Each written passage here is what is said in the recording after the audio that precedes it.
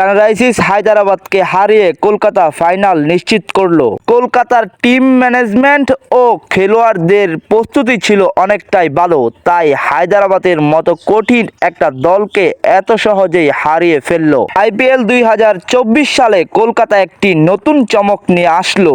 IPL এর শুরু থেকেই কলকাতা অনেক ভালো খেলছে। সঠিক সময়ে সঠিক সিদ্ধান্ত নিয়ে হায়দ্রাবাদকে আটকিয়ে দিল কলকাতা। কলকাতা বোলিং যেমন ভালো করেছিল তেমনি ব্যাটিংটাও ভালো করেছিল। 2 উইকেট চলে গেলেও রান থামেনি, রান খেলা জিতার দিকে এগিয়ে যাচ্ছিল। সেমিফাইনাল খেলা দেখে খুশি হয়ে গেল শাহরুখ খান। নিজের দলের প্রতি সর্বোচ্চ আস্থা রয়েছে।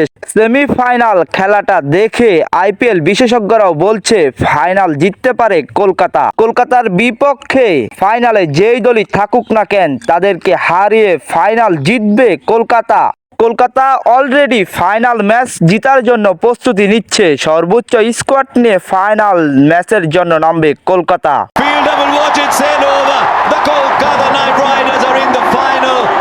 2024 সাল আইপিএল ভাগ্যের চাকা ঘুরল কলকাতার জন্য।